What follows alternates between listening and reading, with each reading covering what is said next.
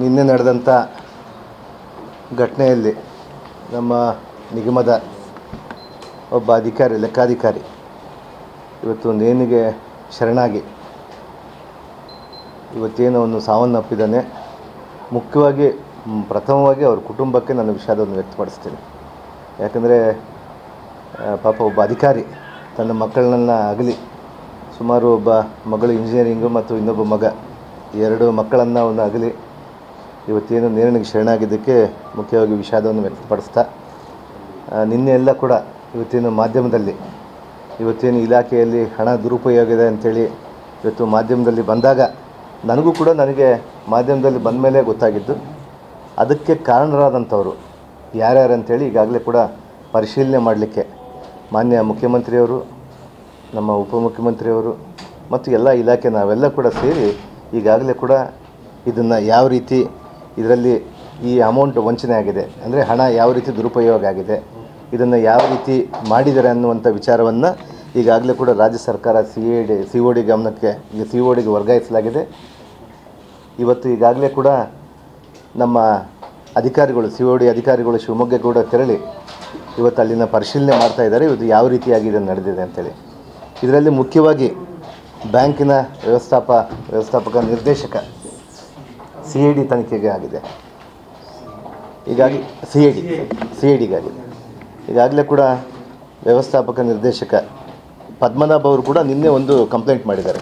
ಇವತ್ತು ನಾನು ಕೂಡ ನಿನ್ನೆ ನಡೆದಂಥ ಸಮಯದಲ್ಲಿ ಅವ್ರಿಗೆ ಮಾತಾಡಲಿಕ್ಕೆ ಪ್ರಯತ್ನ ಮಾಡಿದೆ. ಅವರೆಲ್ಲ ಕೂಡ ನಮ್ಮ ಎಫ್ ಡಿ ಅವರು ಡಿಪಾರ್ಟ್ಮೆಂಟ್ಗೆ ಹೋಗ್ಬಿಟ್ಟು ಅಲ್ಲೆಲ್ಲ ಕೂಡ ಕೂಲಂಕಷವಾಗಿ ಪರಿಶೀಲನೆ ಮಾಡ್ತಾಯಿದ್ರು. ಅದರ ಜೊತೆಗೆ ಇವತ್ತು ನಮ್ಮ ಎಮ್ ಡಿ ಅವರು ಕೂಡ ನಿನ್ನೆ ಒಂದು ಕಂಪ್ಲೇಂಟನ್ನು ಕೊಟ್ಟಿದ್ದಾರೆ.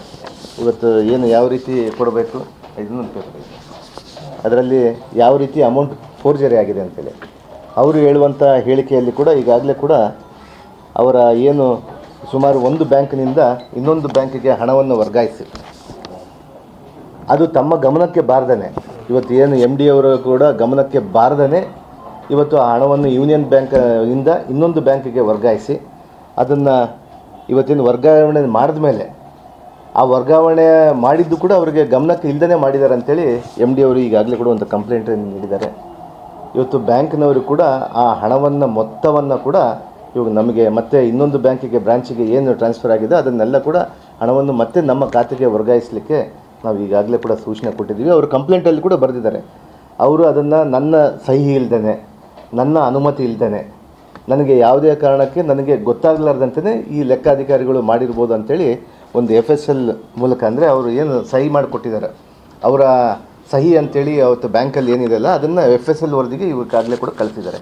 ಇವತ್ತು ನನ್ನ ಸಹಿ ಅಲ್ಲ ಅಂತೇಳಿ ಹೇಳ್ತಾ ಇದ್ದಾರೆ. ನನ್ನ ಗಮನಕ್ಕೆ ಬಾರದೇ ಬ್ಯಾಂಕಿನ ಅಧಿಕಾರಿಗಳು ಮಾಡಿದ್ದಾರೆ ಅಂಥೇಳಿ ಇವತ್ತು ನಮ್ಮ ಎಮ್ ಡಿ ಅವರು ಒಂದು ಕಂಪ್ಲೇಂಟನ್ನು ಕೊಟ್ಟಿದ್ದಾರೆ. ಸರ್ಕಾರಕ್ಕೆ ತಂದಿದ್ದಾರೆ ಅದನ್ನು ಕಂಪ್ಲೇಂಟನ್ನು. ನಾವು ಈಗಾಗಲೇ ಕೂಡ ಅದನ್ನು ಆರ್ಡರ್ ಮಾಡ್ತಾಯಿದ್ದೀವಿ. ಸುಮಾರು 87 ಕೋಟಿ ಹಣವನ್ನು ವರ್ಗಾವಣೆ ಮಾಡಿಕೊಂಡಿದ್ದರು. ಆದರೆ ಅದರಲ್ಲಿ ನಿನ್ನೆ ಕೂಡ ರಿಕವರಿಗೆ ಆಗಿ ನಿನ್ನೆ ಒಂದು 23 ಕೋಟಿ ಮತ್ತು ಒಂದು 5 ಕೋಟಿ 28 ಕೋಟಿ ರಿಕವರಿ ಆಗಿದ್ದಾರೆ. ಇವತ್ತು ಸಾಯಂಕಾಲದೊಳಗಡೆ ಇವತ್ತೇನು ಎಮ್ ಡಿ ಅವರಿಗೆ, ಅಂದರೆ ಎಮ್ ಡಿ ಅವರು ಇವತ್ತು ನಾವು ಸರ್ಕಾರದವರು ಕೂಡ ಆ ಯೂನಿಯನ್ ಬ್ಯಾಂಕ್ ಆಫ್ ಇಂಡಿಯಾ ಅವರಿಗೆ, ಅವ್ರ ಚೇರ್ಮನ್ರಿಗೆ ಮತ್ತು ಅವರ ಡೈರೆಕ್ಟರ್ಗಳಿಗೆ ಎಲ್ಲ ಮಾತಾಡಿದ್ದೀವಿ. ಅವರೆಲ್ಲ ಕೂಡ ಸಾಯಂಕಾಲದೊಳಗಡೆ ಹಣವನ್ನು ವರ್ಗಾವಣೆ ಮಾಡ್ತೀವಿ ಅಂತ ಹೇಳಿದ್ದಾರೆ.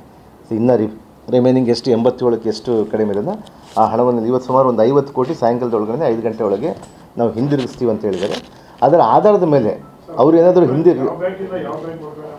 ಯೂನಿಯನ್ ಬ್ಯಾಂಕಿಂದ ಯೂನಿಯನ್ ಬ್ಯಾಂಕ್ಗೆ ಮಾಡ್ಕೊಂಡಿದ್ದಾರೆ. ಅವರು ಇನ್ನೊಂದು ಬ್ರಾಂಚಿಗೆ ಮಾಡ್ಕೊಂಡಿದ್ದಾರೆ, ಬ್ರಾಂಚ್ ಚೇಂಜ್ ಮಾಡ್ಕೊಂಡಿದ್ದಾರೆ, ಅಕೌಂಟ್ ಬೇರೆ ಮಾಡ್ಕೊಂಡಿದ್ದಾರೆ. ಅದರಲ್ಲಿ ಇವ್ರದ್ದು ಏನು ಹೇಳ್ತಾರೆ ಅಂದರೆ ನಮ್ಮ ಎಮ್ ಡಿ ಅವರು ಕೂಡ ಅವರು ಗಮನಕ್ಕಿಲ್ದೇ ಆಮೇಲೆ ಆ ಹಣ ಡ್ರಾ ಮಾಡುವಂಥ ಸಂದರ್ಭದಲ್ಲಿ ಅವರಿಗೆ ಒಂದು ಮೆಸೇಜ್ ಬರುತ್ತೆ ಅವರು ಅಧಿಕೃತವಾದಂಥ ಮೊಬೈಲ್ ಸಂಖ್ಯೆಗೆ, ಅದು ಬರಲಾರ್ದಂಗೆ ನೋಡ್ಕೊಂಡಿದ್ದಾರೆ ಬ್ಯಾಂಕಿನ ಅಧಿಕಾರಿಗಳು.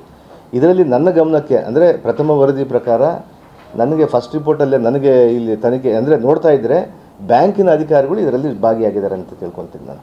ಬ್ಯಾಂಕಿನ ಅಧಿಕಾರಿಗಳಿಗೆ ಇವತ್ತಿಗೆ ಅದಕ್ಕೆ ಅವರಿಗೆಲ್ಲ ಕೂಡ ಒಂದು ವಾರ್ನ್ ಮಾಡಿ ಸರ್ಕಾರದ ಕಡೆಯಿಂದ ಅವರಿಗೆಲ್ಲ ಕೂಡ ಮಾತಾಡಿದ್ದೀವಿ. ಸಾಯಂಕಾಲದೊಳಗಡೆ ಇನ್ನು ಮಿಕ್ಕಿದ ಅಮೌಂಟು, ಅಂದರೆ ಸುಮಾರು ಒಂದು 50 ಕೋಟಿಯಷ್ಟು ಅಮೌಂಟ್ ಇನ್ನು ಇವತ್ತು ಸಾಯಂಕಾಲದೊಳಗಡೆ ಕೊಡ್ತೀವಿ ಅಂತ ಹೇಳಿದರೆ ಅದು ಆಧಾರದ ಮೇಲೆ ಅವರು ಸಾಯಂಕಾಲದೊಳಗಡೆ ಡೆಡ್ಲೈನ್ ಏನಿದ್ರು ನಮ್ಮ ಡೆಡ್ಲೈನಲ್ಲಿ ಕೊಡಲಿಲ್ಲ ಅಂದರೆ ಅವ್ರ ಮೇಲೆ ಖಂಡಿತವಾಗಿ ಕ್ರಮ ಜರುಗಿಸುವಂಥದ್ದು ಮಾಡ್ತೀವಿ. FIR ಕೂಡ ನಾವು ಮಾಡ್ತೀವಿ ಅದನ್ನು ಅದರ ಜೊತೆಗೆ. ಆಮೇಲೆ ಈಗಾಗಲೇ ಕೂಡ ಅಲ್ಲಿನ ವಿಚಾರದಲ್ಲಿ ಇವತ್ತೇನು ಚಂದ್ರಶೇಖರ್ ಅವರು ಇವತ್ತು ತೀರ್ಕೊಂಡಿದ್ದಾರೆ. ಅದರಲ್ಲಿ ಇವತ್ತು ಈಗಾಗಲೇ ಕೂಡ ನಮ್ಮ ಅಧಿಕಾರಿಗಳ ಬಗ್ಗೆ ಕೂಡ ಅದರಲ್ಲಿ ಉಲ್ಲೇಖ ಮಾಡಿದ್ದಾರೆ. ಅವ್ರ ಮೇಲೆ 3 ಜನಗಳ ಮೇಲೆ FIR ಆಗಿದೆ. ಈಗಾಗಲೇ ಕೂಡ ಪದ್ಮನಾಭ ಅವರು ಮತ್ತು ದುರ್ಗಣ್ಣ ಪರಶುರಾಮ್ ಅಂಥೇಳಿ, ಇನ್ನೊಬ್ಬರು ಒಬ್ಬ ಅಧಿಕಾರಿ, ಬ್ಯಾಂಕ್ ಅಧಿಕಾರಿ ಅನ್ಕೊತೀನಿ, ಸುಚಿಸ್ಮಿತಾ ಮ್ಯಾನೇಜರ್, ಅವ್ರ ಮೇಲೆ ಕೂಡ ಒಂದು FIR ಆಗಿದೆ. ಅದನ್ನು ಪರಿಶೀಲನೆ ಮಾಡ್ತಾಯಿದ್ದೀವಿ. ಇವತ್ತು ಯಾರು ನಡೆಸಿದ್ದಾರೆ, ಇದ್ರ ಹಿಂದೆ ಕೈವಾಡ ಯಾರ್ದಿದೆ, ಇವತ್ತು ಯಾವುದೇ ವ್ಯಕ್ತಿ, ಯಾವುದೇ ಎಷ್ಟು ಪ್ರಭಾವಿಗಳಿದ್ದರೂ ಕೂಡ ಸರ್ಕಾರ ಇದನ್ನು ಖಂಡಿತವಾಗಿ ಸುಮ್ಮನೆ ಬಿಡಲ್ಲ. ಈಗ ಮಾನ್ಯ ಮುಖ್ಯಮಂತ್ರಿ ಸಿದ್ದರಾಮಯ್ಯ ಸಾಹೇಬರು ಮತ್ತು ಉಪಮುಖ್ಯಮಂತ್ರಿಯಂಥ DK ಶಿವಕುಮಾರ್ ಸಾಹೇಬರು ಇದನ್ನು ಭಾಳ ಪ್ರತಿಷ್ಠೆಯಾಗಿ ತೆಗೆದುಕೊಂಡಿದ್ದಾರೆ. ಇದನ್ನು ಖಂಡಿತವಾಗಿ ಕೂಡ ಯಾವುದೇ ಇದರಲ್ಲಿ ಭಾಗಿಯಾಗಿದ್ದಂಥವ್ರನ್ನ ಬಿಡೋದು ಪ್ರಶ್ನೆ ಇಲ್ಲ. ಇವತ್ತು ನಮ್ಮ MD ಅವರು ಕೂಡ ಇವತ್ತೇನು ಅವರು FSL ರಿಪೋರ್ಟ್ ಏನು ಇವತ್ತು ಕಳಿಸಿದ್ದಾರೆ, ಅವ್ರದ್ದೇ ಸಹಿ ಅಂತ ಬಂದರೆ ಖಂಡಿತವಾಗಿ ಕೂಡ ಅವರು ಉದ್ಯೋಗದಿಂದ ವಜಾ ಮಾಡೋದಕ್ಕೂ ಕೂಡ ನಾವು ಕ್ರಮ ತೆಗೆದುಕೊಳ್ತೀವಿ. ಇದರಲ್ಲಿ ಯಾವುದೇ ಕಾರಣ ಇಲ್ಲ. ಇದನ್ನು ರಾಜ್ಯ ಸರ್ಕಾರದ ಹಣವನ್ನು, ಬಡವರ ಹಣವನ್ನು ಇದನ್ನು ಯಾವುದೇ ಕಾರಣಕ್ಕೂ ಪೋಲಾಗಲಿಕ್ಕೆ ಬಿಡೋದಿಲ್ಲ. ಇಲ್ಲಿನ ನಾವು ಭಾಳ ಪ್ರತಿಷ್ಠಿತೆಯಾಗಿ, ಯಾಕಂದರೆ ಇಂಥ ಒಂದು ದುರ್ಘಟನೆ, ಇಂಥ ಒಂದು ವ್ಯವಹಾರಗಳು ಇವತ್ತು ಒಬ್ಬ ಲೆಕ್ಕಾಧಿಕಾರಿಗಳಿಂದ ನಡೀತಾ ಇದೆಯಾ ಅಥವಾ MD ಕಡೆಯಿಂದ ನಡೀತಾ ಇದೆಯಾ ಅಥವಾ ಇನ್ನಿತರ ಯಾರಾದರೂ ಕೈವಾಡಿದೆಯಾ, ಅದನ್ನೆಲ್ಲ ಕೂಡ ಈಗಾಗಲೇ ಕೂಡ CID ಗಮನಕ್ಕೆ ತೆಗೆದುಕೊಂಡು ಬಂದಿದ್ದೀವಿ. ಈಗಾಗಲೇ ಕೂಡ ಅವರ ತನಿಖೆಯನ್ನು ಕೂಡ ಶುರು ಮಾಡಿದ್ದಾರೆ. ತನಿಖೆಗೆ ವರದಿ ಬಂದ ಕೂಡಲೇ ಅದರಲ್ಲಿ ತಪ್ಪಿತಸ್ಥರು ಯಾರ್ಯಾರು ಇರ್ತಾರೋ ಅವ್ರನ್ನೆಲ್ಲ ಕೂಡ 100ಕ್ಕೆ 100% ಅವ್ರ ಮೇಲೆ ಕ್ರಮ ತೆಗೆದುಕೊಳ್ಳೋದು ರಾಜ್ಯ ಸರ್ಕಾರದ ಒಂದು ದೊಡ್ಡ ನಿರ್ಧಾರ ಆಗಿದೆ. ಗ್ಯಾರಂಟಿ ನ್ಯೂಸ್, ಸುದ್ದಿ ಖಚಿತ, ನ್ಯಾಯ ನಿಶ್ಚಿತ.